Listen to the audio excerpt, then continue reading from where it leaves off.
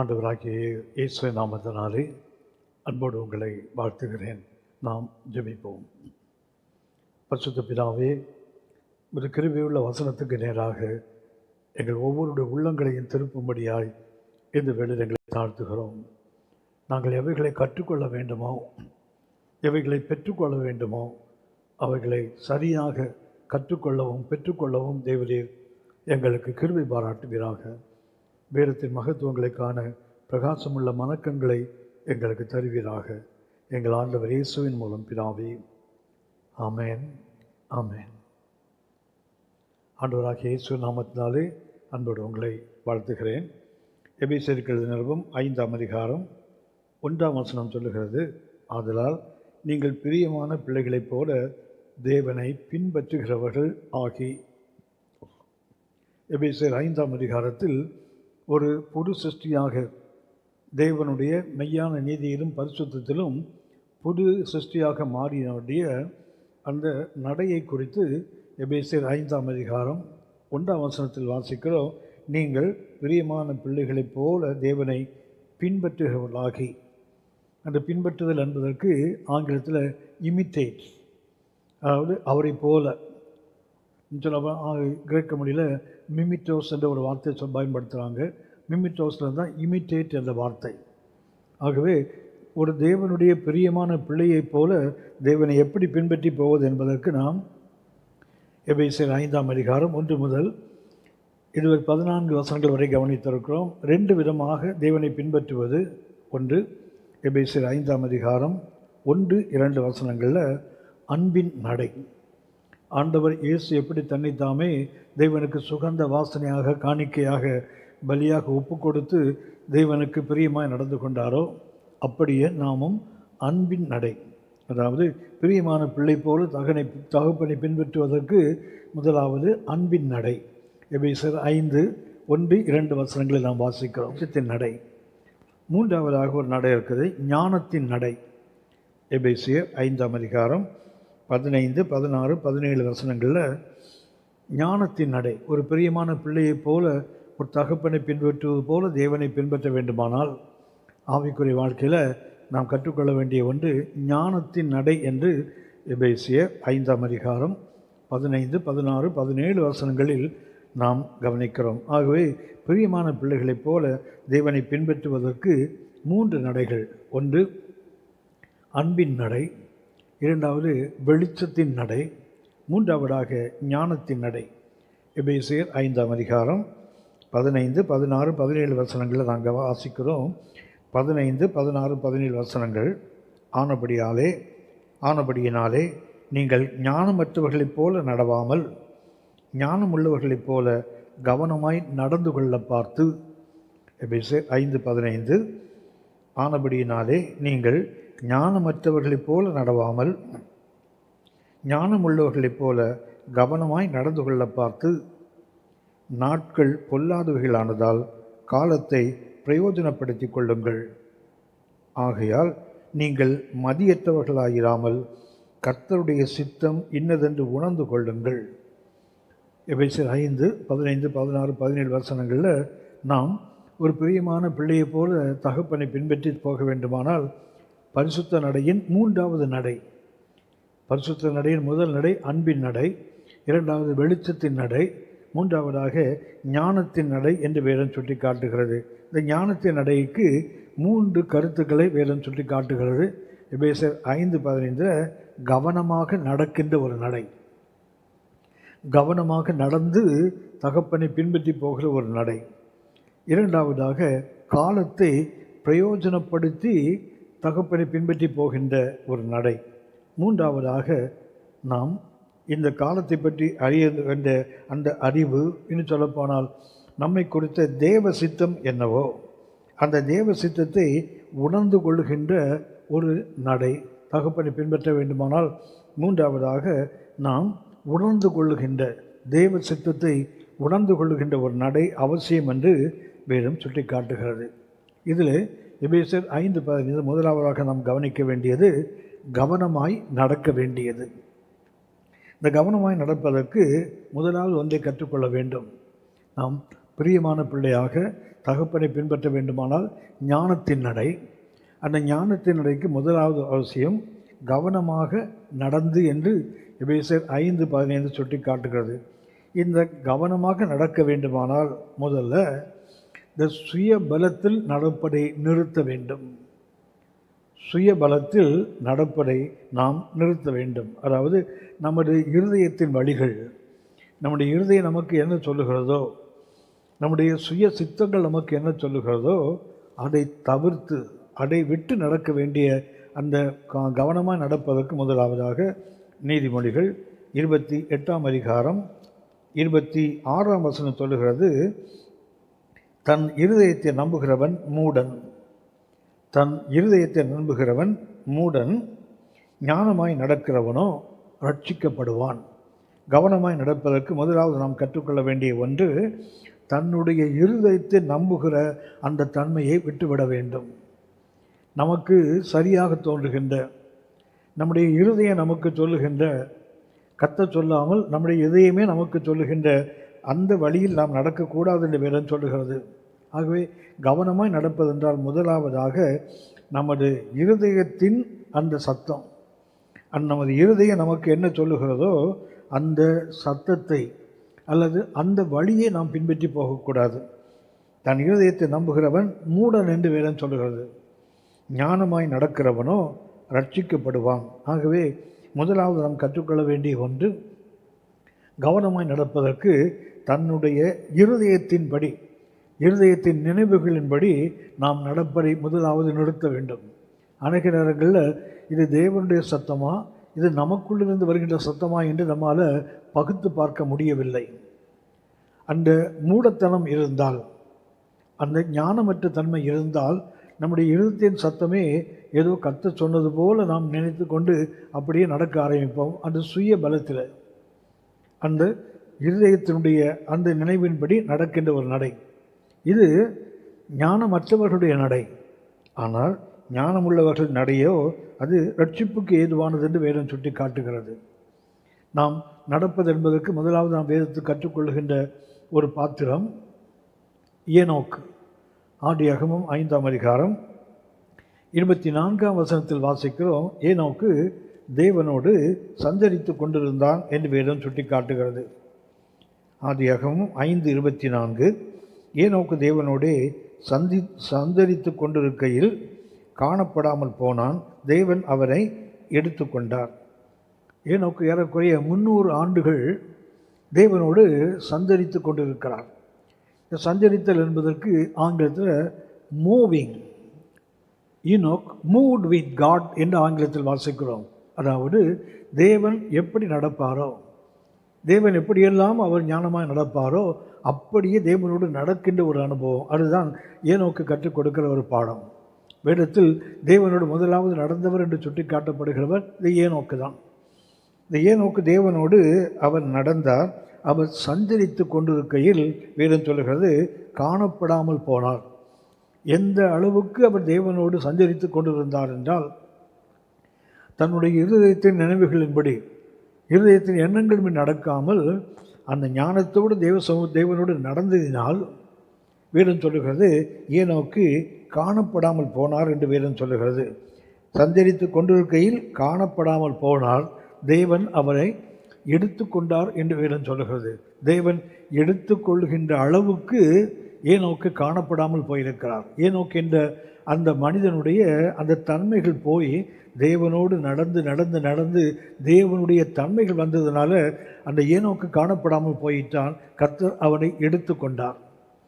ஞானமாய் நடத்தல் என்றால் முதலாவதாக கவனமாய் நடப்பது, மூவிங் ஆஸ் காட் மூவ்ஸ். தேவன் எப்படி சஞ்சரிப்பாரோ, தேவன் எப்படி அசைவாரோ, தேவன் எப்படி நடப்பாரோ அப்படியே நடக்கின்ற ஒரு நடை. 300 ஆண்டுகள் தேவனோடு நடந்து நடந்து ஏனோக்கென்று ஒரு தனி மனிதன் காணாமலே போயிட்டார். ஏனோக்கென்ற தனிமனித சுயங்கள் காணப்படாமல் போயிட்டு தேவன் அவனை எடுத்து கொண்டார் என்று வேதம் சொல்லுகிறது. எபிரேயர் 11ஆம் அதிகாரம் 5ஆம் வசனத்தில் இதே ஏனோக்கை இன்னும் ஒரு வித்தியாசமான பார்வையிலே ஆவியானவர் சுட்டி காட்டுகிறார். அவன் எடுத்துக்கொள்ளப்பட்டதை வேதம் சுட்டி காட்டுகிறது. எபிரேயர் 11ஆம் அதிகாரம் 5ஆம் வசனம், விசுவாசத்தினாலே ஏனோக்கு மரணத்தை காணாதபடிக்கு எடுத்து கொள்ளப்பட்டான். ஆதியாகமம் 5:24 ஏனோக்கு தேவனோடு சஞ்சரித்து கொண்டிருக்கையில் காணப்படாமல் போனார், தேவன் அவனை எடுத்து கொண்டார். அதாவது எடுத்துக்கொள்ளப்படும் முன்னமே அவர் காணப்படாமல் போயிருக்கிறார். அவருடைய சுயம் ஏனோக்கு என்பவர் காணப்படாமல் போய் தெய்வீக தன்மைகள் தேவனோடு நடந்து நடந்து தெய்வீக தன்மைகள் வந்ததுனால ஏனோக்கு காணப்படாமல் போயிட்டார். காணப்படாமல் போன ஏனோக்கு தேவன் எடுத்து கொண்டார். அதே ஏனோக்கு எடுத்துக்கொள்ளப்பட்டதை எபிரேயர் 11:5 வாசிக்கிறோம். விசுவாசத்தினாலே ஏனோக்கு மரணத்தை காணாதபடி எடுத்துக்கொள்ளப்பட்டான், தேவன் அவனை எடுத்து கொண்டபடியினாலே அவன் காணப்படாமல் போனான். அடுத்து வேதம் சொல்கிறது, அவன் தேவனுக்கு பிரியமானவன் என்று அவன் எடுத்துக்கொள்ளப்படுவதற்கு முன்னமே சாட்சி பெற்றான் என்று வேதம் சொல்லுகிறது. இந்த ஞானமாய் நடக்கின்ற நடை, கவனமாய் நடக்கின்ற அந்த நடை இன்றைய தன்மை என்னவென்றால், தேவனோடு சஞ்சரிக்கும் போதே காணப்படாமல் போயிட்டால் கர்த்தர் அவரை எடுத்து கொண்டார். இது ஆதியாகமம் சொல்லுகின்ற அந்த அனுபவம். அடுத்து அவரை எபிரேய நிருபத்தில் விசுவாச வீரர்கள் பட்டியலில் எழுதும்போது ஏனோக்கு சுட்டி காட்டுறாங்க. அவன் தேவனோடு சஞ்சரிக்கும் போது தேவன் விசுவாசத்தினால் சஞ்சரித்தான் என்று வேதம் சொல்லுகிறது. விசுவாசத்தினாலே ஏனோக்கு மரணத்தை காணாதபடி எடுத்து கொள்ளப்பட்டான், தேவன் அவனை எடுத்து கொண்டபடியினாலே அவன் காணப்படாமல் போனார்.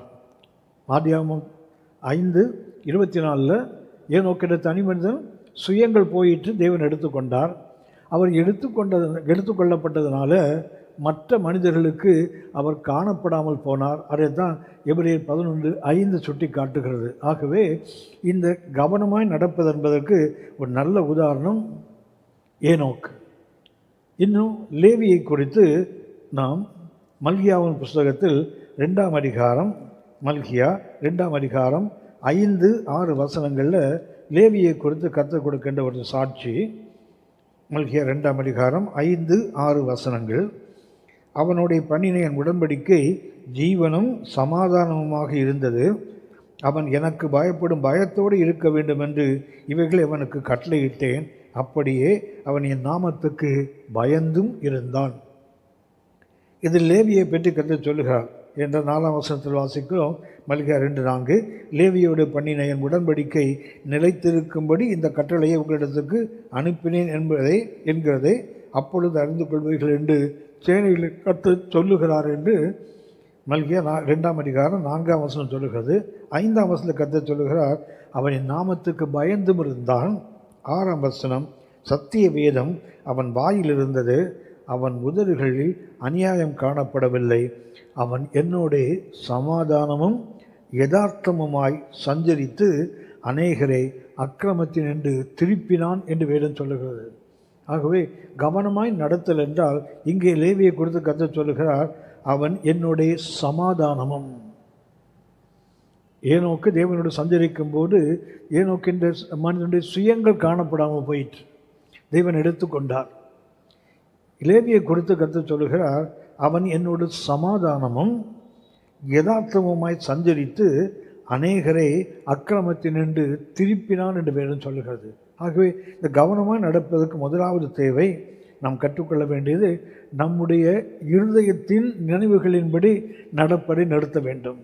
அது சுய பலத்தில், சுய ஆலோசனையில், சுய உள்ளத்திலிருந்து வருகின்ற அந்த ஒரு அழுத்தங்கள், அதை நம்பி இது கர்த்தர் சொன்னார், இது கர்த்தர் செய்கிறார் என்று நாம் நடந்து விடாதபடி கர்த்தரோடு நடந்து நடந்து நடந்து தேவனுடைய தன்மைகள் உருவாகி சமாதானத்தோடும் யதார்த்தத்தோடும் கர்த்தரோடு நடக்கின்ற அந்த நடை தான் கவனமாய் நடக்கின்ற நடை. ஆகவே முதலாவது கவனமாய் நடக்க வேண்டுமானால், ஒரு பிரியமான பிள்ளையைப் போல தகப்பனை பின்பற்ற வேண்டுமானால் ஞானத்தின் நடை.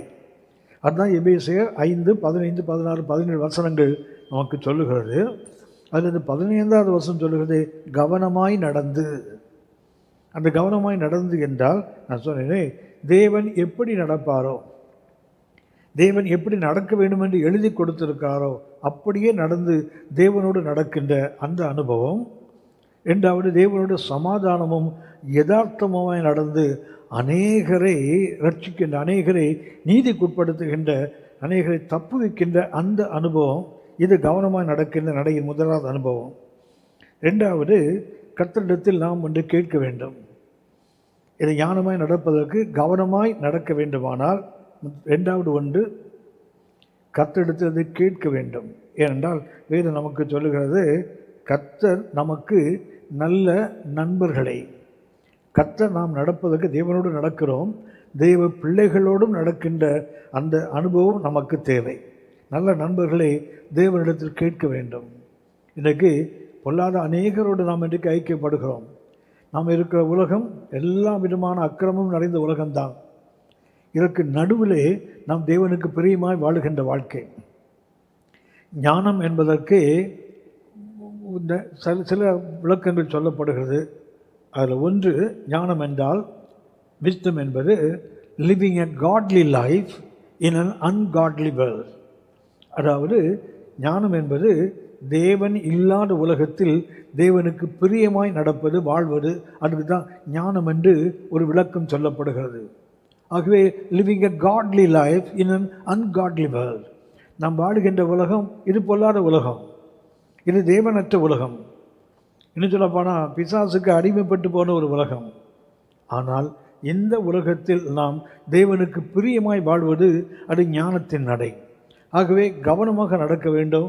எல்லாரோடும் பழகுகிறோம், எல்லா மனிதருடன் பழக வேண்டிய வாய்ப்புகள் நமக்கு இருக்குது. ஆனால் நான் யாரோடு நடக்க வேண்டும், யாரோடு எனக்கு உறவு இருக்க வேண்டும் என்பதில் நாம் கவனமாக இருக்க வேண்டும். நீதிமொழிகள் 13ஆம் அதிகாரம் 20ஆம் வசனம் நமக்கு ஒரு நல்ல ஆலோசனை சொல்லுகிறது. நீதிமொழிகள் 13:20, ஞானிகளோடு சஞ்சரிக்கிறவன் ஞானமடைவான். கவனமாய் நடப்பதற்கு நம்ம ரெண்டாவது ஒன்று, நம்முடைய இதயத்தின் எண்ணங்களின்படி நடக்கக்கூடாது. ரெண்டாவதாக வேதம் சுட்டி காட்டுகிறது, ஞானிகளோடு சஞ்சரிக்கிறவன் ஞானமடைவான். அதனால தான் ஆங்கிலத்தில் சொல்கிறாங்க, உன்னுடைய நண்பன் யார் என்று சொல்லு, நீ யார் என்று நான் உனக்கு சொல்லுகிறேன் என்று ஆங்கிலத்தில் சொல்லுகிறார்கள். ஆகவே இங்கே வேதம் சொல்லுகிறது, ஞானிகளோடு சஞ்சரிக்கிறவன், கர்த்தரோடு சஞ்சரிக்கிறவன். அடுத்தது ஞானிகளோடு சஞ்சரிக்கிறவன். இது தேவனிடத்தில் கேட்டு பெற்றுக்கொள்ள வேண்டிய ஒன்று. தகப்பனே, ஞானம் உள்ளவர்களோடு நான் நடக்க எனக்கு கிருபை தாங்க, ஞானிகளோடு எனக்கு உறவை உண்டாக்கி தாங்க. அந்த வசனம் சொல்கிறது, மூடருக்கு தோழனோ நாசமடைவான். அப்படி என்றால் நான் இன்றைக்கு யாரோடு உறவு வைத்திருக்கிறேன், என்னுடைய உறவு இன்றைக்கு யாரோடு இருக்கிறது, அது முக்கியம். என்னுடைய நட்பு யாரோடு? நம்ம எல்லாரும் அறிந்திருக்கிறோம், நம்முடைய முதலாவது நண்பர் ஆண்டவர் இயேசு தான். அடுத்தது ஒரு ஆணுக்கு அவனுடைய மனைவி, ஒரு பெண்ணுக்கு அவருடைய கணவன். முதலாவது நட்பு அதுதான். ஏனென்றால் மல்கியா 2ஆம் அதிகாரம் 14ஆம் வசனத்தை வாசிக்கிறோம், உன்னுடைய உடன்படிக்கையின் தோழி என்று வாசிக்கிறோம் மனைவியை. ஆகவே இந்த நட்பு, சரியான நட்பு ஒன்று தேவனோடு, ரெண்டாவது உறவு குடும்பத்துக்குள்ள, சொல்லப்போனால் கணவன் மனைவிக்குள்ள உறவு. அடுத்து நான் யாரோடு நடக்க வேண்டும், ஞானிகளோடு தான் நான் சஞ்சரிக்க வேண்டும். இதில் நமக்கு மிக அவசியமான கவனம் தேவை. இது கர்த்தரிலிருந்து கேட்டு தான் பெற்றுக்கொள்ள வேண்டும். அதுதான் நீதிமொழிகள் 13:20 சுட்டி காட்டுகிறது, ஞானிகளோடு சஞ்சரிக்கிறவன் அவன் ஞானமடைவான். ஆகவே ஞானத்தின் வழியில் நடக்க வேண்டுமானால் நமக்கு மிக அவசியமானது, யாரோடு நான் நடக்கிறேன். சங்கீதம் 141:5 சொல்லுகிறது, நமக்கு சரியான நண்பர்கள் தேவை. உலகத்தில் ஆண்டவர் இயேசு நமக்கு நண்பர். அடுத்து நமக்கு நண்பர்கள் வேண்டும். உலகத்தில் நண்பர்கள் மிக அவசியமானது தான். ஆனால் எப்படிப்பட்ட நண்பர்கள் இருக்க வேண்டும்? சங்கீதம் 141:5 சொல்லுகிறது, நீதிமான் என்னை தயவாக குட்டி என்னை கடிந்து கொள்ளட்டும். எப்படிப்பட்ட ஞானிகளோடு நான் நடக்க வேண்டுமென்றால், நான் தவறு செய்யும்போது என்னை குட்டி என்னை கடிந்து கொள்ளுகிறவர்கள் வேண்டும். என்னை கடிந்து கொள்ளுகிற நண்பர்கள் எனக்கு வேண்டும். வேறு மிக அழகாக சொல்லுகிறது, நீதிமான் என்னை தயவாய் குட்டி என்னை கடிந்து கொள்ளட்டும், அது என் தலைக்கு எண்ணெயை போல் இருக்கும், என் தலை அதை அல்ல தட்டுவதில்லை, அவர்கள் இக்கட்டு நாளில் நான் இன்னும் ஜெபம் பண்ணுவேன்.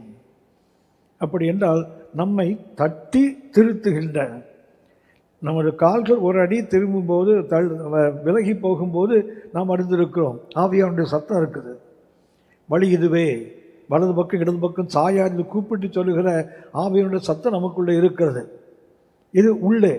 ஆனால் வெளியே நமக்கு நண்பர்கள் வேண்டும். நீ நடக்கிற வழி சரியில்லை, நீ சரியாக நடக்க வேண்டும் என்று நம்மை குட்டி நம்மை திருப்புகின்ற நண்பர்கள் நமக்கு தேவை. கடிந்து கொள்ளுகிற நண்பர்கள் நமக்கு மிக மிக அவசியம் என்று வேதம் சுட்டி காட்டுகிறது. நல்ல நண்பனை குறித்து நாம் அறிந்திருக்கிறோம். 17 நீதிமொழிகள் 27:17 நீதிமொழிகள் 27:17 இரும்பு இரும்பை கருக்கிடும். ஒரு இரும்பை கொண்டு தான் இன்னொரு இரும்பை கூர்மையாக்க முடியும். அதாவது ஒரு அறம், ஒரு ஃபைல், அந்த அறத்தை கொண்டு தான் மழுங்கி போன ஒரு இரும்பு ஆயுதத்தை அதை உஷ்ணம் சூடாக்கி அதை அடித்து மறுபடியும் அதை பழைய நிலை கொண்டு வருவதற்கு அந்த முனைகளை, அந்த எட்ஜஸ் எல்லாத்தையும் அப்படியே ஷார்ப்பன் பண்ணுவாங்க, அதை கூர்மைப்படுத்துவார்கள். இரும்பை கொண்டு தான் இரும்பை கருக்கிட முடியும். வேறு சொல்லுகிறது, அப்படியே மனுஷனும் தன் சிநேகிதனுடைய முகத்தை கருக்கிடுகிறான். நமக்கு எப்படிப்பட்ட சிநேகிதன் வேண்டுமென்றால், என்னை தீட்டி என்னை கூர்மைப்படுத்துகின்ற, நான் தவறும்போது வழிகள் கால்கள் சரியான வழியை விட்டு விலகும்போது என்னை தட்டி என்னை கடிந்து என்னை குட்டி என்னை திருப்பி என்னை கூர்மைப்படுத்த வேண்டும். அப்படிப்பட்ட நண்பன் தான் எனக்கு தேவை. இதை கர்த்தர் தான் கொடுக்க முடியும். ஆகவே கர்த்தரிடத்தில் கேட்கின்ற அந்த அனுபவம் வேண்டும். கவனமாக நடக்க வேண்டுமானால் சரியாக ஜெபம் பண்ண வேண்டும். தேவனை பார்த்து எனக்கு நல்ல ஞானம் உள்ள நண்பர்களை, நீதி உள்ள நண்பர்களை எனக்கு கொடுங்க. அவர்கள் தயவாய் கொட்டுறாங்க, ஆனால் ஒரு தயவு இருக்குது பாருங்களேன். நீதிமொழி சங்கீதம் 141:5 நீதிமான் என்னை தயவாய் குட்டுகிறான், ஆனால் ஒரு தயவு இருக்குது பாருங்களேன், ஒரு இரக்கம் இருக்குது பாருங்களேன். அப்படிப்பட்ட நண்பர்கள் தான் நமக்கு தேவை. ஆனால் நாம் அறிந்திருக்கிறோம், 1 ராஜாக்களின் புஸ்தகத்தில் தாவீது சாலமோனுடைய மகன் ரெகொபெயாம், அவனை குறித்து வேதம் சொல்லுகிறது, அவன் தவறான நண்பர்கள் மூலமாக அவன் தன்னுடைய கிருபைகளை, தேவன் அவனுக்கு கொடுத்த மேன்மைகளை அவன் இழந்திருக்கிறான். இன்னும் சொல்லப்போனால் ஒன்றாக இருந்த அந்த இஸ்ரவேல் சாம்ராஜ்யம் 2ஆக உடைந்ததற்கு இந்த தவறான நண்பர்களை தெரிந்து கொண்டது தான். 1 ராஜாக்களின் புஸ்தகம் 12ஆம் அதிகாரம் 8-9 வசனங்களை வாசிக்கிறேன். முதியோ தனக்கு சொன்ன ஆலோசனையை அவன் தள்ளிவிட்டு, சாலமோனுக்கு பின் ரெகொபெயாம் ஆட்சிக்கு வருகிறான். வரும்போது மக்களெல்லாம் வந்து அடுத்து பேசுகிறார், ஜனங்கள் வந்து பேசுகிறார்கள், உங்கள் தகப்பன் எங்களுக்கு அதிகமான வரிகள், அதிகமான சுமைகளை ஏற்றி இருந்தான், ஆகவே நீங்கள் எங்களுக்கு நீதி செய்ய வேண்டும் என்று கேட்கிறார்கள். அப்புறம் சொல்கிறாங்க, சரி போய் 3 நாட்கள் அப்புறம் வாங்க. அவர்கள் அனுப்பப்படுகிறார்கள். அப்போது முதியவர்கள் சொல்லுகிறார்கள், நீ அந்த ஜனங்களோடு என்ன சொல்ல வேண்டும் என்றால், அவர்களுக்கு இணங்கி அவர்கள் சொற்படி செய்து மறுமொழியாக நல்வார்த்தைகளை சொல்வீரானால் என்னாலும் அவர்கள் உனக்கு ஊழியக்காராய் இருப்பார்கள் என்றார்கள். முதியோ தனக்கு சொன்ன ஆலோசனை அவன் தள்ளிவிட்டு தன்னுடைய வளர்ந்து தன் சமூகத்தில் நிற்கிற வாலிபனோடு ஆலோசனை பண்ணினார்கள். அவர்கள் தவறான ஆலோசனை கொடுத்தார்கள். அதன் விளைவு என்னவென்றால், இஸ்ரவேல் சாம்ராஜ்யம் 2ஆக உடைந்தது. Northern kingdom, southern kingdom. இஸ்ரவேல் யூதேயா என்று 2ஆக ராஜ்யம் பிரிந்ததற்கு காரணம் இந்த தவறான நட்பு, தவறான ஆலோசனை. அவனை கொட்டி அவனை திருப்புகின்ற, அவனை தீட்டி கூர்மைப்படுத்துகின்ற அந்த நண்பர்கள் அவனுக்கு இல்லை. ஆகவே கவனமாய் நடக்க வேண்டுமானால், தகப்பனுக்கு ஒரு பிரியமான மகனைப் போல மகளைப் போல நடக்க வேண்டுமானால், வேதம் சொல்லுகிறது, நல்ல நண்பர்களை தேவனிடத்தில் கேட்க வேண்டும். 3ஆவதாக கவனமாக நடத்தது என்றால் நம்முடைய நடையிலே கவனம் தேவை. நீதிமொழிகள் 16ஆம் அதிகாரத்தில் 6 விதமான கருத்துக்களை ஆவியானவர் இந்த நடையை பற்றி பதிவு செய்து வைத்திருக்கிறார். நீதிமொழிகள் 16ஆம் அதிகாரம் 2ஆம் வசனம். நீதிமொழிகள் 16:2 எப்படி கவனமாய் நடப்பது என்பதற்கு 6 விதமான அந்த வழிகள், 6 விதமான நடைகளை வேதம் சுட்டி காட்டுகிறது. 1 நீதிமொழிகள் 16:2 மனுஷனுடைய வழிகள் எல்லாம் அவன் பார்வைக்கு சுத்தமானவைகள். கவனமாய் நடக்க வேண்டுமானால் நம்முடைய பார்வைக்கு எல்லாமே நல்ல பாதை தான். மற்றவர்களை விட நான் நல்லா நடக்கிறேன், இதுதான் என்னுடைய எண்ணம். மற்ற தெய்வ மனிதர்களை விட, மற்ற தெய்வ பிள்ளைகளை விட, உலகத்து மனுஷனை விட நான் நல்லா நடக்கிறேன், இது என்னுடைய பார்வை தான். ஆவியானவர் மிக தெளிவாக சொல்லுகிறார், மனுஷனுடைய வழிகளெல்லாம் அவன் பார்வைக்கு சுத்தமானவைகள், கர்த்தரோ ஆவிகளை நிறுத்து பார்க்கிறார். கவனமாய் நடக்க வேண்டும் என்றால் கர்த்தருடைய தராசிலே நான் போடப்பட்டால் என்னுடைய பார்வைக்கு என்னுடைய வழிகளெல்லாம் சுத்தமானது தான், நான் செம்மையாகத்தான் நடக்கிறேன். ஆனால் கர்த்தருடைய தராசிலே போட்டு பார்த்தால் வேறு சொல்ல, கர்த்தரோ ஆவிகளை நிறுத்து பார்க்கிறார். நடை எங்கேருந்து வருதுன்னா உள்ளான மனுஷனுடைய ஆவியிலிருந்து வருகிறது. ஆகவே முதலாவது கவனமாய் நடத்துறதுக்கு என்ன வேண்டும்? கர்த்தர் என்னை நிறுத்து பார்த்தால், இன்னும் சொல்லப்போனால் தேவன் என்னை பார்ப்பது போல, தேவன் என் நடையை எப்படி பார்க்கிறோ அப்படி நான் என் நடையை பார்க்க கற்றுக்கொள்ள வேண்டும். என்னுடைய மாம்சத்திலிருந்து, என்னுடைய எண்ணங்களிலிருந்து நான் என்னுடைய வழியை பார்த்து நான் சுத்தமானவன் என்று என்னை தோள் தட்டி கொள்ளக்கூடாது. மாறாக கர்த்தர் என் ஆவியை நிறுத்து பார்க்கிறார். இதுதான் கவனமாய் நடப்பதற்குள்ள ஒரு வழி. இரண்டாவதாக நீதிமொழிகள் 16ஆம் அதிகாரம் 7ஆம் வசனத்தில் வாசிக்கிறோம், ஒருவனுடைய வழி கர்த்தருக்கு பிரியமாயிருந்தால். இரண்டாவதாக என்னுடைய வழி கர்த்தருக்கு பிரியமானது தானா? அது எப்படி தெரியும்? நீதிமொழிகள் 16:7 தொடர்ந்து சொல்லுகிறது, அவனுடைய சத்துருக்களும் அவனுடைய சமாதானமாகும்படி செய்வார். என்னுடைய வழி, என்னுடைய நடை கவனமானதாக இருந்தால், கவனமாக நடந்தால் அது கர்த்தருக்கு பிரியமாக இருக்கும். கர்த்தருக்கு பிரியமாக இருந்தால் என்னுடைய விரோதிகள் கூட எனக்கு நண்பனாக மாற செய்வது கர்த்தருடைய வேலை. ஆனால் இன்னும் என்னுடைய எதிரிகளாகவே இருந்தால் நான் கொஞ்சம் சிந்தித்து கொள்ள வேண்டும், என்னுடைய நடை கர்த்தருக்கு பிரியமானது தானா? கர்த்தருக்கு பிரியமானதாக இருந்தால் வேதம் சுட்டி காட்டுகிறது, அவனுடைய எதிரிகளையும் அவனுடைய சத்துருக்களும் அவனுடைய சமாதானமாகும்படி செய்வார். இது கர்த்தருடைய வேலை. அப்படின்னா நான் கவனமாக நடக்கிறேன் என்பதற்கு இரண்டாவது அடையாளம் என்ன? ஒன்று, கர்த்தருடைய ஆவியை நிறுத்து பார்க்கிறார், என்னுடைய ஆவியை பார்க்கிறார். என்னுடைய நடை என் பார்வைக்கு சுத்தம்தான், ஆனால் கர்த்தர் ஆவியை நிறுத்து பார்க்கிறார். உள்ளே என்ன இருக்குது? ஒருத்தனையும் நாம் கொல்ல வேண்டாம், ஆனால் சிந்தித்தாலே, அவனை பகைத்தாலே அது எண்ணமே கொலைதானே. ஆகவே வேதம் சொல்லுகிறது, ஒன்று என்னுடைய பார்வைக்கு சுத்தம் இல்லை, கர்த்தருடைய நிறுத்து பார்த்தால், கர்த்தர் என்னை நிறுத்து பார்த்தால். ரெண்டாவதாக என்னுடைய வழி கர்த்தருக்கு பிரியமாக இருந்தால் என் சத்துருக்கெல்லாம் எனக்கு ஸ்நேகம் ஆகியிருப்பாங்களே, இன்னும் ஆகலைன்னா என்னுடைய நடை கொஞ்சம் தேவனை பிரியப்படுத்தலை. மூன்றாவதாக நீதிமொழிகள் 16ஆம் அதிகாரம் 9ஆம் வசனம் சொல்லுகிறது, மனுஷனுடைய இருதயம் அவனுடைய வழியை யோசிக்கும். மனுஷனுடைய இருதயம் என்ன பண்ணும்? அவனுடைய வழியை யோசிக்கும். அவனுடைய நடைகளை உறுதிப்படுத்துகிறவரோ கர்த்தர். எண்ணங்கள் நிறைய இருக்கலாம், இருதயம் நிறைய காரியங்களை யோசிக்கலாம், ஆனால் எது உறுதிப்படும் என்றால், என்னுடைய நடை உறுதிப்படும் என்றால் அது கர்த்தர் தான் செய்ய முடியும். அவனுடைய நடைகளை உறுதிப்படுத்துகிறவரோ கர்த்தர். ஆகினால என் இருதயத்தின் நினைவுகளில் நான் நடந்தால் அது உறுதிப்படும் என்று சொல்ல முடியாது. அது கவனமான நடை அல்லது ஞானத்தின் நடை என்று சொல்ல முடியாது.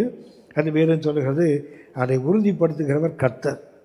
அடுத்து வேதம் சொல்லுகிறது 17ஆம் வசனம், நீதிமொழிகள் 16:17 வாசிக்கிறோம், தீமையை விட்டு விலகுவதே செம்மையானவர்களுக்கு சமனான பாதை, தன் நடையை கவனித்திருக்கிறவன் தன் ஆத்துமாவை காக்கிறான். அவன் தன் நடையை காத்து கொள்ளுகிற அனுபவம். கவனமாய் நடக்கிறவன் தன் நடைகளை காத்து கொள்ளுகிறவன், வலது பக்கம் இடது பக்கம் சாயாமல் இதுதான் வழி, இதுதான் உண்மை என்று சொல்லுகின்ற அந்த வழியில் நடக்கின்ற தன்மை. அவன் வேறு சொல்லுகிறது, தன் ஆத்துமாவை காக்கிறான். அப்படின்னா ஆத்மா உள்ளான மனுஷனை பலவீனப்படுத்துகின்ற, உள்ளான மனுஷனை ஆபத்துக்குள்ளாக்குகின்ற எந்த நடையையும் அவன் கவன மாட்டான். அவன் நடையை கவனித்து கொண்டே நடப்பான். அடுத்து வேறு சொல்லுகிறது 25ஆம் வசனம், நீதிமொழிகள் 16:25 வேதம் சொல்லுகிறது, ஐந்தாவதாக மனுஷனுக்கு செம்மையாய் தோன்றுகின்ற வழி உண்டு, நமக்கு செம்மையான சரியானதுன்னு சொல்லுகின்ற நிறைய வழி உண்டு. அதன் முடிவோ மரண வழிகள். நமக்கு எல்லாமே நல்லது மாதிரி தெரியும். நான் கவனமாக தான் நடக்கிறேன், நல்லா தான் நான் நடக்கிறேன். ஆனால் வேதம் சொல்லுகிறது அதனுடைய முடிவு என்னவாக இருக்கும்? மரணமாக இருக்கும். ஆனால் கவனமாய் நடந்தால் அதன் முடிவு ஜீவனாகத்தான் இருக்க முடியும். நீதிமொழிகள் 16ஆம் அதிகாரம் 31ஆம் வசனம் சொல்லுகிறது, நீதியின் வழியில் உண்டாகும் நரை மயிரானது மகிமையான கிரீடம். அடுத்தது அந்த நீதியின் வழி என்று வேதம் சொல்லுகிறது. நீதியின் வழியில் நடக்கின்ற அந்த அனுபவம். நீதி என்றாலே நாம் அறிந்திருக்கிறோம், அது தேவனுடைய நீதி தான் நீதி. மனுஷனுடைய நீதி எல்லாம் அழுக்கான கந்தைகள், அது சுய நீதி. இந்த நீதியை தேவ சமூகத்தை கொண்டு போய் நிற்க முடியாது. தேவ நீதி தான். ஆனால் தான் மத்திய 6:33 வாசிக்கிறோம், முதலாவது தேவனுடைய ராஜ்யத்தையும் அவருடைய நீதியையும் தேடுங்கள். அப்படி என்ற நீதிமொழிகள் 16:31 சொல்லுகிறது, நீதியின் வழியில் உண்டாகும் நரைமயிரானது அது மகிமையான கிரீடம் என்று வாசிக்கிறோம். ஆகவே நீதிமொழிகள் 16ஆம் அதிகாரத்தில் 6 விதமான அனுபவங்களை ஆவியானவர் சுட்டி காட்டுகிறார் கவனமாய் நடப்பதற்கு. ஆகவே எபேசியர் 5ஆம் அதிகாரம் 15ஆம் வசனத்தில் முதலாவது பார்க்கிறோம், இது கவனமாய் நடக்கின்ற நடை. கர்த்தருக்கு பிரியமான ஒரு தகப்பனை ஒரு பிரியமான பிள்ளை எப்படி பின்பற்றுமோ அப்படி பின்பற்றுவதற்கு நமக்கு தேவை கவனமான நடை. இரண்டாவதாக அந்த ஞானத்தை நடக்க வேண்டிய இரண்டாவது தன்மை எபேசியர் 5ஆம் அதிகாரம் 16ஆம் வசனம். இது இன்றைக்கு எனக்கும் நமக்கும் மிக மிக அவசியமானது. நாம் இருக்கின்ற காலம் மிக மிக பொல்லாத காலம். வேதம் சொல்லுகிறது, 1 கொரிந்தியர் 7ஆம் அதிகாரம் 29ஆம் வசனத்தை வாசிக்கிறோம், குறுகின காலம். நாம் வாடுகிற காலம் குறுகின காலம். 2 தீமோத்தேயு 3:1 வாசிக்கிறோம், கொடிய காலம் என்று வாசிக்கிறோம். எபேசியர் 5:16 வாசிக்கிறோம், பொல்லாத காலம் என்று வாசிக்கிறோம். சத்தியத்துக்கு விலகி கட்டுக்கடைகளுக்கு சாய்ந்து போகும் காலம் என்று 2 தீமோத்தேயு 4ஆம் அதிகாரம் 4ஆம் வசனத்தில் வாசிக்கிறோம். ஆகவே இது ஒரு பொல்லாத காலம். இந்த காலத்தை குறித்த உங்களுக்கு எனக்கும் மிக தெளிவான ஒரு தரிசனம் வேண்டும். எபேசியர் 5ஆம் அதிகாரம் 16ஆம் வசனம் சொல்லுகிறது, நாட்கள் பொல்லாதவைகள், ஈவில் டேஸ், தீமையான காலங்கள். இந்த காலத்தில் காலத்தை பிரயோஜனப்படுத்தி கொள்ளுங்கள். 1 கவனமாய் நடந்து கொள்ளுங்கள். 2வது ஞானமாக நடக்க வேண்டுமானால் 1 எபேசியர் 5:15 கவனமாய் நடக்க வேண்டும். 2வதாக எபேசியர் 5:16 நாம் காலத்தை அறிந்து தீமையான காலத்தில் வாழ்கிறோம். ஆகவே காலத்தை பிரயோஜனப்படுத்தி கொள்ளுகிற அந்த தன்மை நமக்கு வேண்டும். எபேசியர் 5:16 அதைத்தான் சுட்டி காட்டுகிறது. முதலாவது தேவை, நீங்கள் நானும் காலத்தை பிரயோஜனப்படுத்தி கொள்ள வேண்டுமானால் புறஜாதிகளைப் போல நாம் நடக்கக்கூடாது. தேவனற்ற இந்த உலகத்தைப் போல நீங்கள் நானும் நடக்கக்கூடாது என்று எபேசியர் 4ஆம் அதிகாரம் 17 முதல் 19 வசனங்களில் வாசிக்கிறோம். புறஜாதிகள் இந்த காலத்தை பற்றிய ஒரு அறிவில்லாமல் எப்படி நடப்பாங்க? அப்படியே ஒரு கர்த்தருடைய பிள்ளை, ஒரு பிரியமான பிள்ளை போல தகப்பனை பின்பற்ற வேண்டுமானால் இந்த புறவினத்து மக்களைப் போல நீங்கள் நானும் நடக்கக்கூடாது என்று வேற சுட்டி காட்டுகிறது. எபேசியர் 4:17, 18, 19 வசனங்கள். ஆதலால் கர்த்தருக்குள் நான் உங்களுக்கு சாட்சியாக சொல்லி எச்சரிக்கிறது என்னவெனில், இது ஒரு எச்சரிப்பு. மற்ற புறஜாதிகள் தங்கள் வீணான சிந்தையிலே நடக்கிறது போல நீங்கள் இனி நிலவாமல் இருங்கள். சிந்தையை குறித்த, நம்முடைய சிந்தையை குறித்த ஒரு தெளிவு உங்களுக்கு எனக்கு வேண்டும். ரோமர் 8:6 வாசிக்கிறோம், மாம்ச சிந்தை மரணம், ஆவியின் சிந்தையோ ஜீவனும் சமாதானம் என்று ரோமர் 8:6 வாசிக்கிறோம். ஆகவே ஆவியானவர் எச்சரிக்கிறார், மற்ற புறஜாதிகள் தங்கள் வீணான சிந்தையிலே நடக்கிறது போல அது மரணத்துக்கு ஏதுவாய் நடக்கின்ற வழி. நீங்கள் இனி நடவாமல் இருங்கள். அவர்கள் புத்தியில் அந்தகாரப்பட்டு அவர்கள் இருதய கடினத்தினால் தங்களில் இருக்கும் அறியாமையினாலே தேவனுடைய ஜீவனுக்கு அந்நியராய் இருந்து, they are aliens to God, கர்த்தருக்கு சம்பந்தம் இல்லாதவர்கள். ஆகவே அவர்களைப் போல நாமும் நடந்தால், உலகத்து மனுஷனை போல சிந்திப்பது, உலகத்து மனிதை போல திட்டமிடுவது, உலகத்து மனிதை போல எதிர்காலத்தை நோக்கி பார்ப்பது, இப்படி இருந்தால் நாம் வேறு சொல்கிறது நம்முடைய சிந்தை இருளடைந்து போயதுக்கு அர்த்தம். ரோமர் 12:2 வாசிக்கிறோம், இந்த பிரபஞ்சத்துக்கு ஒத்த வேஷம் தெரியாமல். ஆங்கிலத்தை வாசிக்கிறோம், don't confirm to this world. இந்த பிரபஞ்சத்துக்கு ஏற்ற, பிரபஞ்சம் என்றால் திஸ் ஏஜ், இந்த காலம், தற்காலம், இந்த காலத்துக்கு ஏற்றாற் போல நீங்கள் வேஷம் தரிக்கக்கூடாது என்றால் don't confirm to this world. இந்த புறவனத்து மக்களைப் போல அவருடைய இருதய சிந்தை எல்லாமே இருளடைந்திருக்குது. ஆனால் நீங்கள் நானும் ஒளியேற்றப்பட்டவர்கள், ஒளிக்குள் வரவழைக்கப்பட்டவர்கள், ஒளியின் பிள்ளைகளாக நடக்க வேண்டியவர்கள். ஆகவே எபேசியர் 4:18 வாசிக்கிறோம், அவர்கள் புத்தியில் அந்தகாரப்பட்டு தங்கள் இருதய கடினத்தினால் தங்களில் இருக்கும் அறியாமையினாலே தேவனுடைய ஜீவனுக்கு அந்நியராகி. நம்முடைய ஜீவன் அப்படி அல்ல, நாம் கிறிஸ்துவுடனே, நம்முடைய ஜீவன் கிறிஸ்துவுடனே தேவனுக்குள் மறைந்திருக்கிறது. அப்படித்தான் கொலோசியர் 3:2-3 வாசிக்கிறோம். நாம் கிறிஸ்துவுக்குள், நம்முடைய ஜீவன் கிறிஸ்துவுடனே கூட தேவனுக்குள் மறைந்திருக்கிறது. ஆனால் இந்த புறவினத்த மக்களுடைய அவர்கள் ஜீவன் தேவனுடைய ஜீவனுக்கு அந்நியராக இருக்கிறாங்க. அடுத்து வேறு சொல்லுகிறது எபேசியர் 4:19, உணர்வில்லாதவர்கள். அவங்களுடைய இருதயம் அந்தகாரப்பட்ட போதனால் அவர்கள் உணர்வில்லை என்று அவருடைய சகலவித அசுத்தங்களையும் ஆவலோடு நடப்பிக்கும்படி தங்களை காம விகாரத்துக்கு ஒப்பு கொடுத்திருக்கிறார்கள். நீங்களோ இவ்விடமாய் கிறிஸ்துவை கற்றுக்கொள்ளவில்லை என்று வேதம் சொல்லுகிறது. ஆகவே நீங்கள் நானும் காலத்தை பிரயோஜனப்படுத்த வேண்டுமானால், முதலாவது நாட் லைக் ஜென்டைல்ஸ், புறவினத்து மக்களைப் போல நீங்களும் நானும் நடக்கக்கூடாது.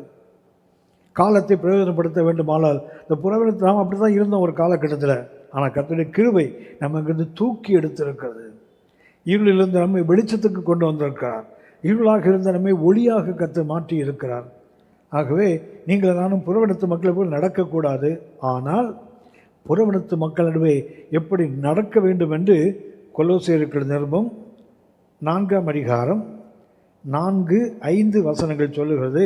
கொலோசியர் 4:4-5 சொல்லுகிறது, திருவசனம் சொல்லும்படியான வாசலை தேவன் திறந்தருளும்படி எங்களுக்காகவும் வேண்டிக் கொள்ளுங்கள். தேவனுடைய வசனத்தை அந்த உலகத்தில் உள்ள மக்களுக்கு, புறஜாதி மக்களுக்கு அறிவிப்பதற்கு எங்களுக்கு தேவன் வாசலை திறக்க வேண்டும், அதற்காக ஜெபித்துக் கொள்ளுங்கள். அடுத்து சொல்கிறார், புறம்பே இருக்கிறவர்களுக்கு முன்பாக ஞானமாய் நடந்து. புறவனத்து மக்களைப் போல நாம் நடக்கக்கூடாது.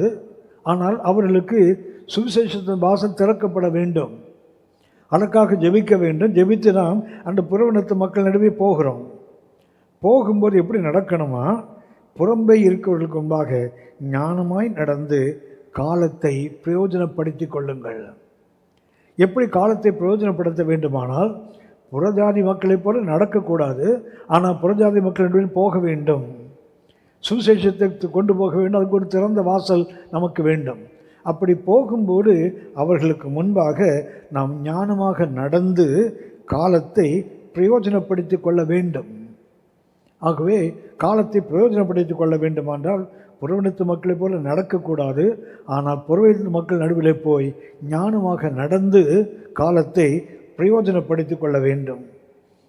இது அப்படி நாம் போகும்போது, முன்னாடி நம்ம அவங்க நடுவில் தான் இருந்தோம், புறவினத்து மக்கள் நடுவில் இருந்தோம், புறவினத்து மக்களைப் போலவே வாழ்ந்து கொண்டிருந்தோம். முன்னாடி இப்படி இருந்தோம்.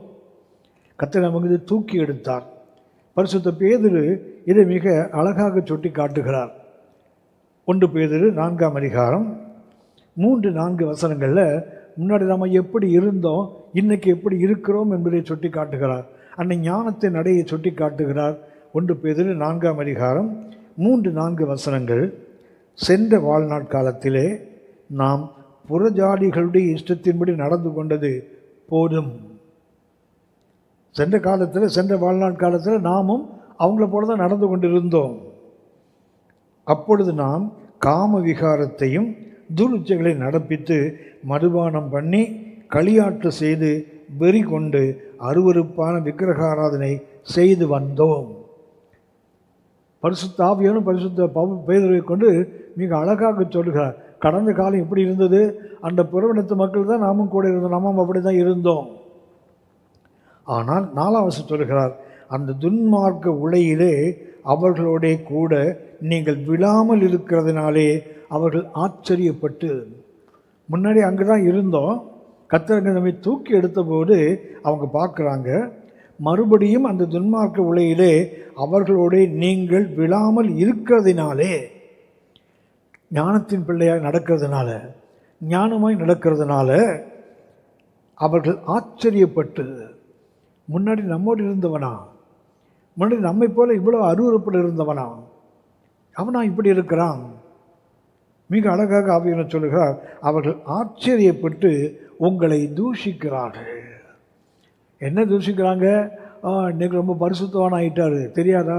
நேற்று எங்களோட தான் கூட இருந்தார், எப்படி எங்களை போல தான் இருந்தார். உண்மைதான், அங்கே தான் இருந்தேன். ஆனால் கர்த்தரனை தூக்கி எடுத்தார்.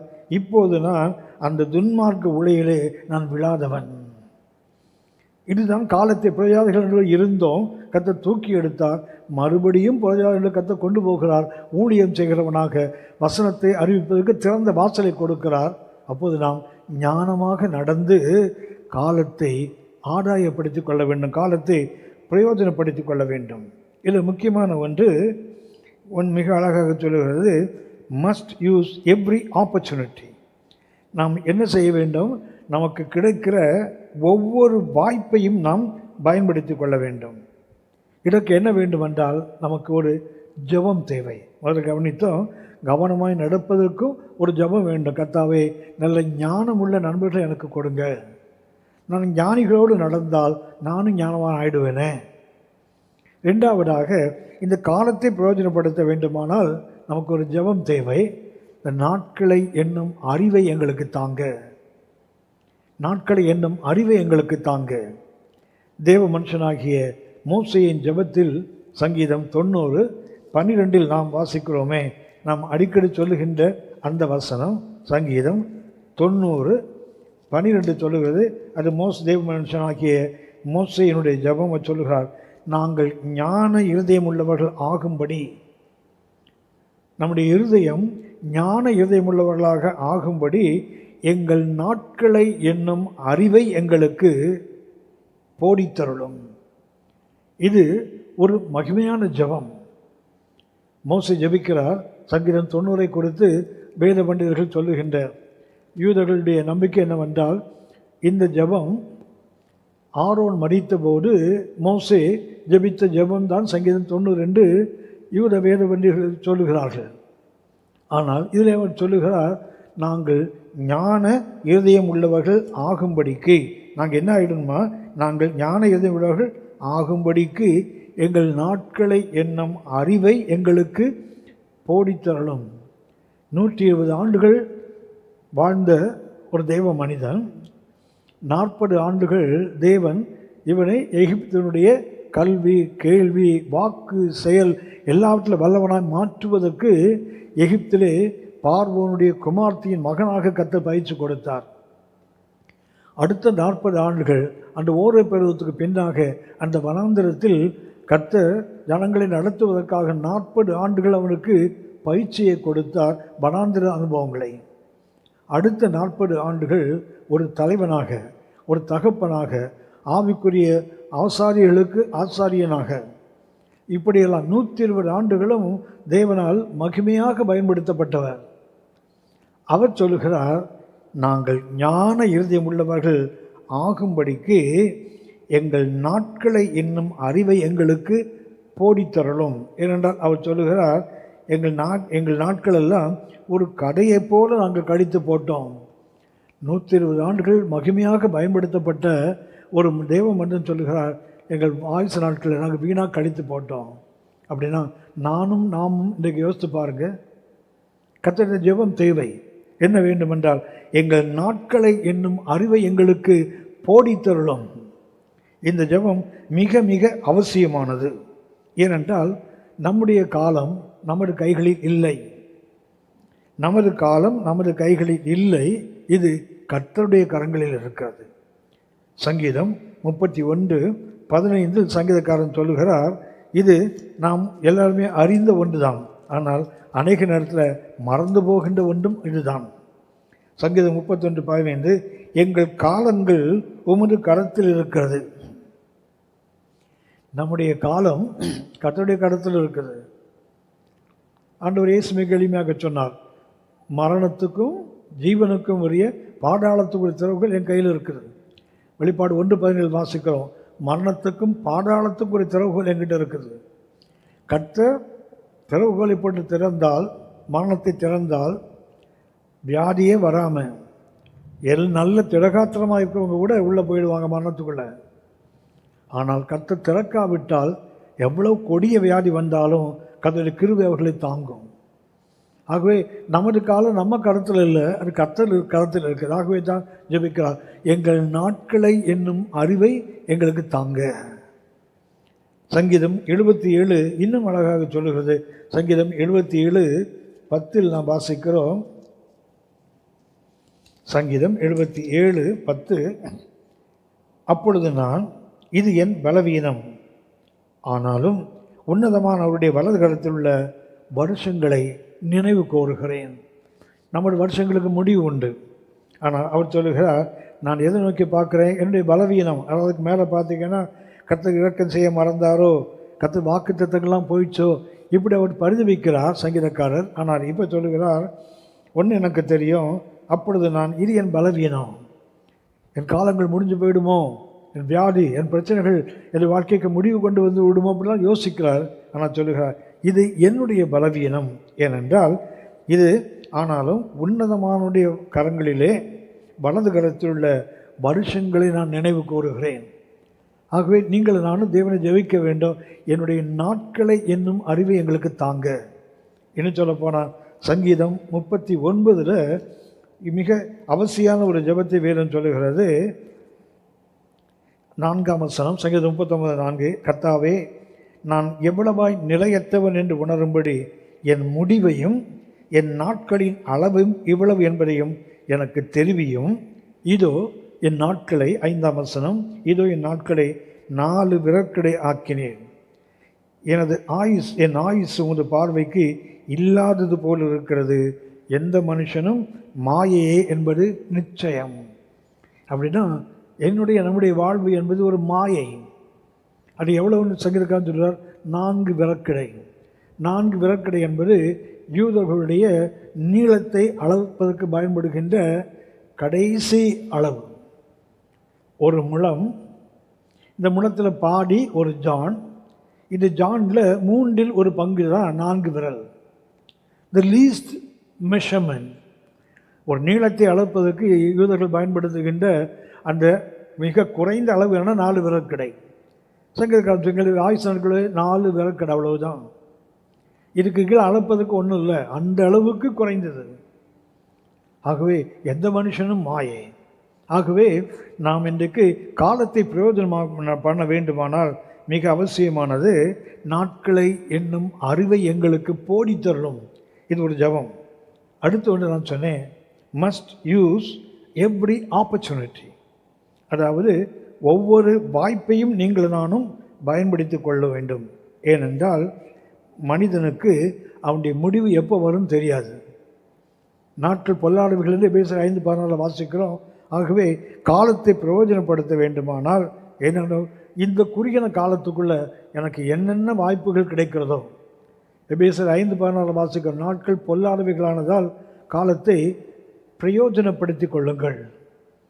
அந்த பொல்லாத காலம்தான், ஆனால் அதை லாபகரமாக மாற்றிக்கொள்ளலாம். ஆங்கிலத்தில் வாசிக்கிறோம் redeeming the time.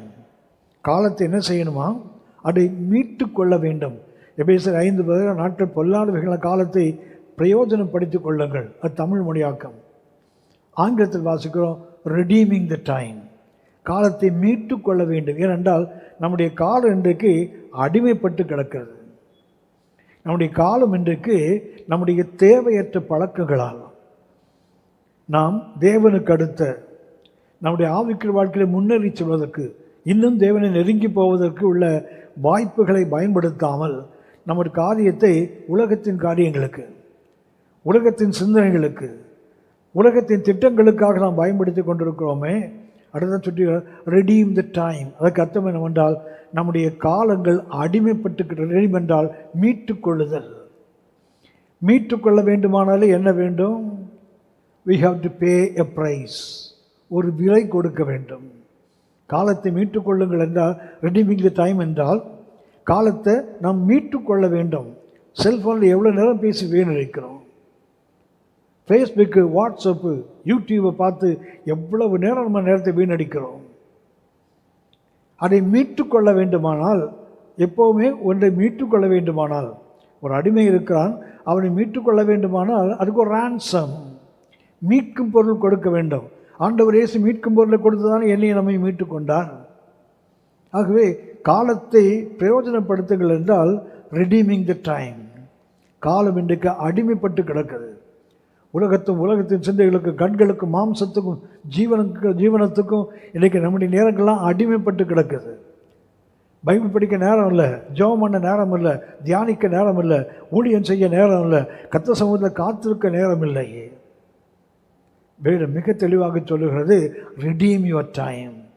காலத்தை பிரயோஜனப்படுத்திக்கொள். அதுக்கு என்ன வேண்டும்? ஒரு விலை கொடுக்க வேண்டும்.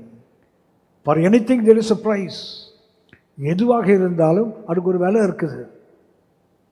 இலவசமாக கொடுக்கறேன்னு சொன்னால் பிசாசு தான் கொடுப்பான்.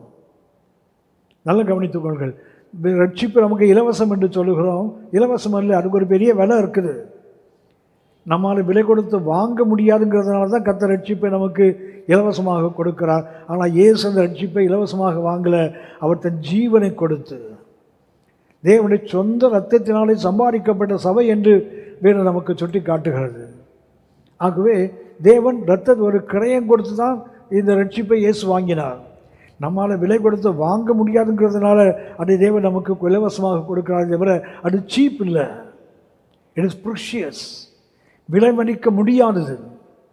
ஆகவே வேறு நமக்கு சொல்லுகின்ற ஒன்று, நீங்களும் நானும் காலத்தை சரியாக பிரயோஜனப்படுத்த வேண்டுமானால் மிக அவசியமானது, நாம் நம்முடைய காலத்தை, அடிமைப்பட்டு போன காலத்தை நிச்சயமாக கவனித்துக் கொள்ளுங்கள். அநேகருடைய வாழ்க்கை 99% விழுக்காடு என்று சொல்லலாம். இன்றைக்கு நேரத்தை என்னென்னவோ காரியங்களுக்கு பயன்படுத்துகிறோம். ஆனால் கர்த்தருடைய காரியத்தில் பிரசங்கி 3ஆம் அதிகாரத்தில் நாம் அறிந்திருக்கோம், எல்லாவற்றுக்கும் காலம் இருக்குது. பிரசங்கி 3ஆம் அதிகாரம் 1ஆம் வசனத்தில் வாசிக்கிறோம், எல்லாவற்றுக்கும் ஒரு காலம் இருக்குது. பிரசங்கி 3:1 வாசிக்கிறோம், ஒவ்வொன்றிற்கும் ஒவ்வொரு காலம் உண்டு, வானத்தின் கீழ் இருக்கிற ஒவ்வொரு காரியத்துக்கும் ஒவ்வொரு சமயம் உண்டு. ஆங்கிலம் சொல்கிறாங்க, work while you work, play while you play. வேலை செய்கிற நேரத்தை வேலை செய்ய, விளையாட வேண்டிய நேரத்தை விளையாடு. ஆனால் வேலை நேரத்தை விளையாடுவான், விளையாடுற நேரத்தை வேலை செய்து உட்காந்துருப்பான். ஆங்கிலம் சொல்கிறாங்க, fast while you fast, feast while you feast. உபவாசம் இருக்கும்போது நல்ல உபவாசம் இரு, சாப்பிடும்போது நல்ல சாப்பிடு. ஆனால் நாம் என்ன பண்ணுவோம்? சாப்பிடும்போது ஃபாஸ்டிங் மாதிரி சாப்பிடுவோம், உபவாசம் இருக்கும்போது நல்லா சாப்பிட்ற மாதிரி சாப்பிட்டு உட்காந்துருப்போம். நமக்கு எப்படியுமே திருப்பி வைத்து தான் பழக்கம். பிரசங்கி 3:1 சொல்கிறது, ஒவ்வொன்றிற்கும் ஒரு காலம் இருக்குது, வானத்தின் கீழ் இருக்க ஒவ்வொரு காரியத்துக்கும் ஒவ்வொரு சமயம் உண்டு. we must know the seasons. ஆகாயத்தில் உள்ள பறவைகள், எரேமியா 8:7 வாசிக்கிறோம், தாங்கள் வரத்தக்க காலத்தை அறியும் என்று தானே வேதம் சொல்லுது. ஆகாயத்தில் உள்ள பறவைகள், புறா, தகவலான் குருவி, கொக்கு, இவைகள் தாங்கள் வரத்தக்க காலத்தை அறியும். என் ஜனங்களோ என்று கர்த்தர் சொல்லுவார். அப்படின்னா காலத்தை அறியாத ஜனம் யாருன்னா தேவ ஜனம்தான். பிரசங்கி 3:1 சொல்லுகிறது, ஒவ்வொன்றிற்கும் ஒவ்வொரு காலம் உண்டு, வானத்தின் கீழ் இருக்கிற ஒவ்வொரு காரியத்துக்கும் ஒவ்வொரு சமயம் உண்டு. அதே பிரசங்கி 3:11 சொல்லுகிறது, அவர் சகலத்தையும் அதினதின் காலத்திலே நேர்த்தியாய் செய்திருக்கிறார், உலகத்தையும் அவர் உள்ளத்திலே வைத்திருக்கிறார். ஆதலால் தேவன் ஆதி முதல் அந்த மட்டும் செய்து வரும் கிரியைகளை மனுஷன் கண்டுபிடியான். கர்த்தர் தொடக்கத்திலிருந்து முடிவு வரையும் செய்ய போகிறத மனுஷன் கண்டுபிடிக்க முடியாது. ஏனென்றால் அவன் உள்ளத்தில் உலகம் இருக்குது. கர்த்தர் அவனுக்கு எல்லாத்தையும் காலத்தில் நிறுத்தி செய்திருக்கிறார். உலகத்தையும் அவன் உள்ளத்தில் வைத்திருக்கான்னு போட்டிருப்பாருங்களேன். இந்த உலகத்தை உள்ளே வைத்திருக்கிறார். தேவன் என்ன எதிர்பார்க்கிறார்? அந்தந்த காலத்தில் அதை செய்து வைத்து விட்டு உலகம் உள்ளே இருக்குது, இவன் அதை தள்ளிவிட்டு அந்தந்த காலத்தில் செய்யப்படுவதை கவனிக்க வேண்டும். ஆனால் இன்றைக்கு அந்த காலத்தை பற்றிய கரிசனே இல்லாமல் வாழ்ந்து கொண்டிருக்கிறோம். ஆகவே ஒன்று மிக தெளிவானது, நீங்களும் நானும் காலத்தை பிரயோஜனப்படுத்துகிறவர்களாக இருந்தால் இந்த ஜெபம் மிக அவசியம். சொல்லப்போனால் ஒவ்வொரு சின்ன சின்ன வாய்ப்புகளையும், இன்னும் ஒரு பெரிய வாய்ப்பு வரும் என்று காத்திருக்கக்கூடாது. நம்முடைய வாழ்க்கை சரியது. நாளைக்கு என்ன நடக்கும் யாருக்கு தெரியும்? எது எப்போது சம்பவிக்கும் யாருக்கு புரியும்? ஏன்னா தேவன் நமக்கு செய்ததை நம்மால் அறிய முடியாது என்று தான் பிரசங்கி 3:11 வாசிக்கிறோம். மனுஷன் அறியான். ஆகவே இதுதான் நேரம், இதுதான் காலம். இந்த காலத்தை எவ்வளவு அதிகமாக என்னால் மீட்க முடியுமோ அந்த அளவுக்கு மீட்க வேண்டும். அதுதான் ரெண்டாவதாக ஞானத்தின் நடை. மூன்றாவதாக இந்த ஞானத்தின் நடைக்கு என்ன தேவை? எபேசியர் 5ஆம் அதிகாரம் 17ஆம் வாசிக்கிறோம். நீங்கள் ஞானமாக நடக்க வேண்டும் என்று வேதம் சொல்லுகிறது. எபேசியர் 5ஆம் அதிகாரம் 17ஆம் வசனம். ஆகையால் எபேசியர் 5:17 ஆகையால் நீங்கள் மடியற்றவர்களாயிராமல் கர்த்தருடைய சித்தம் இன்னதென்று உணர்ந்து கொள்ளுங்கள்.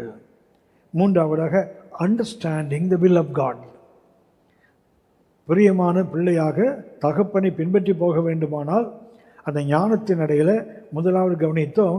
எபேசியர் 5:10 கவனமாக நடப்பது. ரெண்டாவதாக 14ஆம் வாசிக்கிறோம் காலத்தை பிரயோஜனப்படுத்தி நடப்பது. மூன்றாவதாக வேறு சொல்லுகிறது தேவனுடைய சித்தம் இன்னதென்று அறிந்து கொண்டு உணர்ந்து கொண்டு நடப்பது. எபேசியர் 5:17 வாசிக்கிறோம் கர்த்தருக்கு சித்தமானதென்று உணர்ந்து கொள்ளுங்கள். பிரியமான பிள்ளையாக தகப்பனை பின்பற்ற வேண்டுமானால் இந்த உணர்வு அவசியம். ஏனென்றால் தேவ சித்தம் செய்வதே ஞானம். தெய்வ சித்தத்தை செய்வது தான் ஞானம். சித்தம் என்றாலே தெரியும். அதுக்கு பயன்படுத்துகின்ற கிரேக்க வார்த்தை தெலிமா. தெலிமா என்றால் டிசையர், விருப்பம் என்ற அர்த்தம். அவருடைய தேவ சித்தம் என்றால் தேவனுடைய விருப்பம். இந்த தேவனுடைய விருப்பத்தை நீங்கள் நானும் செய்வது தான் ஞானத்தின் சரியான நடை. மத்தேயு 7ஆம் அதிகாரம் 24ஆம் வசனத்தில் ஆண்டவர் இயேசு அவருடைய நீண்ட அந்த பரலோக ராஜ்யத்தினுடைய அந்த உபதேசங்களை சொல்லி முடிக்கும்போது அவர் முடிக்கிறார்.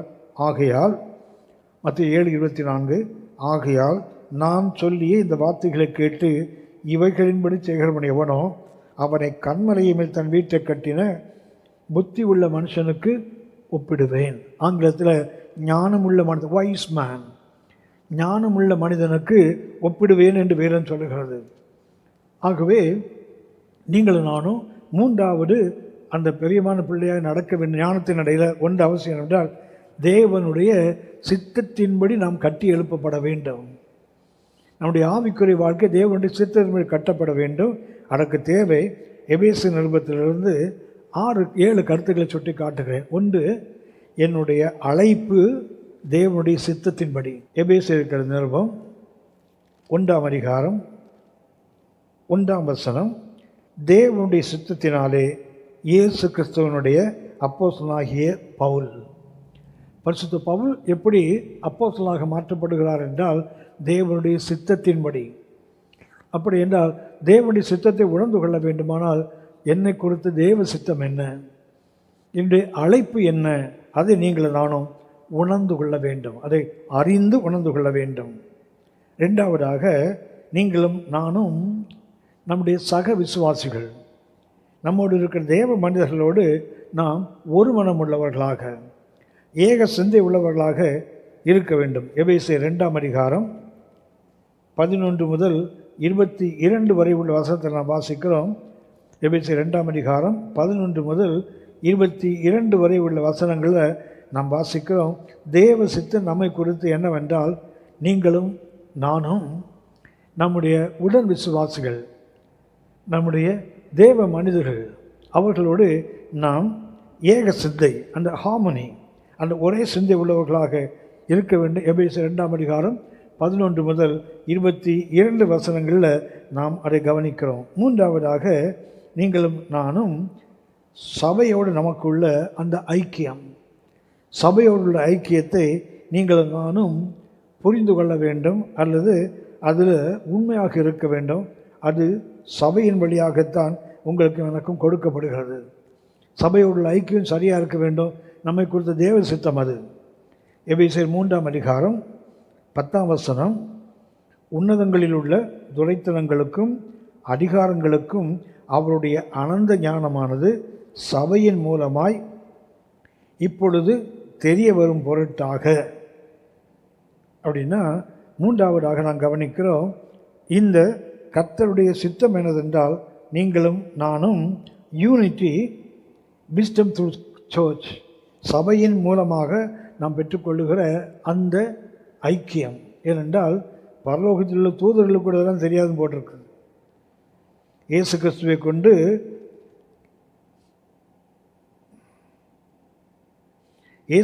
கொண்டு எல்லாவற்றையும் சிருஷ்டித்த தேவனுக்குள்ளே ஆதி காலங்கள் முதலாய் மறைந்திருந்த இரகசியத்தினுடைய ஐக்கியம் என்னதென்று எல்லாருக்கும் வெளிப்படையாக காண்பிப்பதற்கு இந்த கிருபை எனக்கு அளிக்கப்பட்டிருக்கிறது. எபேசியர் 3:11 வாசிக்கிறோம், சபையின் வழியாகத்தான் எல்லாவற்றையும், தேவதூதர்களுக்கு கூட சபையின் வழியாகத்தான் இந்த தேவனுடைய காலங்கள், தேவனுடைய சித்தம் வெளிப்படுத்தப்படுகிறது. ஆகவே எனக்கு சபையோடு கூடிய ஒரு ஐக்கியம் சரியாக இருக்கணும். 4ஆவதாக எபேசியர் 4ஆம் அதிகாரம் 3ஆம் வசனம், யூனிட்டி ஆஃப் த ஸ்பிரிட், ஆவியின் ஒருமை என்று வேறும் சொல்லுகிறது.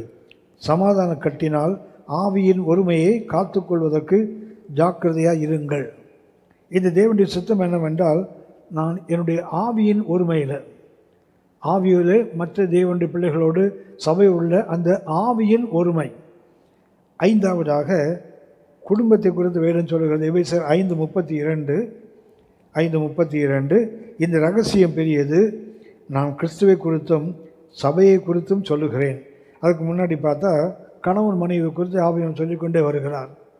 ஆகவே இந்த சபை குடும்பத்தை குறித்த அந்த தேவ சித்தம் தெரிய வேண்டும், அந்த சித்தத்தின்படி வாழ வேண்டும். 6ஆவதாக ஒவ்வொரு நாளும் நாம் கடந்து போகிற ஒவ்வொரு வாழ்நாளும் தேவனுடைய சித்தத்துக்கு ஒப்பு கொடுத்த சித்தத்தின்படியே நடக்க வேண்டும். எபேசியர் 5ஆம் அதிகாரம் 27ஆம் வசனம், கரைதிரை முதலானவைகள் ஒன்றுமில்லாமல் பரிசுத்தமும் பிழையற்றதுமான மகிமையுள்ள சபையாக அதை தமக்கு முன் நிறுத்திக் கொள்வதற்கு தம்மைத்தாமே அதற்கு ஒப்பு கொடுத்தார். அதாவது ஒவ்வொரு நாள் என்னுடைய அனுதின வாழ்க்கை தேவ சித்தத்துக்கு ஒப்பு கொடுக்கப்பட்ட வாழ்க்கையாக இருக்கணும். கடைசியாக என்னுடைய வாழ்க்கை முறை, என்னுடைய நடை, என்னுடைய சிந்தனை, என்னுடைய ஆற்றல் எல்லாமே கர்த்தரை பிரியப்படுத்துவதாக இருக்க வேண்டும். எபேசியர் 5ஆம் அதிகாரம் 10ஆம் வசனம், கர்த்தருக்கு பிரியமானது இன்னதென்று. எபேசியர் 5ஆம் அதிகாரம் 10ஆம் வசனம், கர்த்தருக்கு பிரியமானது இன்னதென்று நீங்கள் சோதித்து பாருங்கள். தேவனை எப்படி பிரியப்படுத்துவது என்று வாழ்வது தெய்வ சித்தம். ஆகவே பிரியமான பிள்ளையாக தகப்பனை பின்பற்ற வேண்டுமானால் 3 நடைகள். எபேசியர் 1:5, 1 முதல் 17 வரை 1-2 வசனங்களில் அன்பின் நடை. 3 முதல் 14 வரை உள்ளது, அது தேவன் நமக்கு கொடுத்த ஒரு மேன்மையான நடை.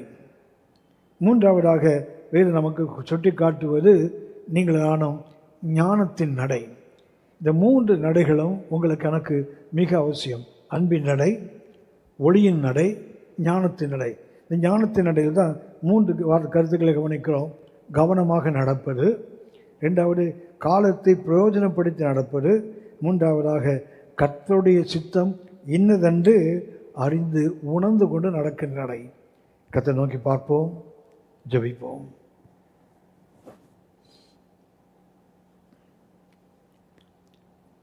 பரிசுத்த பிதாவே, உங்கள் கிருபையுள்ள வசனத்துக்கு நேராக என்னையும் எங்களையும் முழுமையாக திருப்பும்படியாய் தெய்வ கிருபை எங்களுக்கு வேணும்ப்பா. எங்களுடைய மனித யோசனையினால், எங்களுடைய மனித சிந்தையினால் இதை நாங்கள் அடைய முடியாதுப்பா.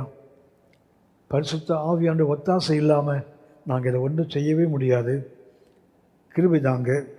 நாங்கள் பிரியமான பிள்ளையை போல உங்களை பின்பற்றுகிற ஒரு நல்ல மகனாக மகளாக வாழ எங்களுக்கு வேண்டிய கிருபைகளை தருவீராக. அந்த அன்பின் நடை, இந்த ஒளியின் நடை, இந்த ஞானத்தின் நடையை எனக்கும் எங்களுக்கும் தகப்பனே அடைவதற்கு வேண்டிய கிருபைகளை தரும்படியாய் அர்ப்பணிக்கிறோம். எங்கள் ஆண்டவர் இயேசுவின் மூலம் பிதாவே, ஆமென், ஆமென். கர்த்தர் உங்களை ஆசீர்வதிப்பாராக. ஆமென்.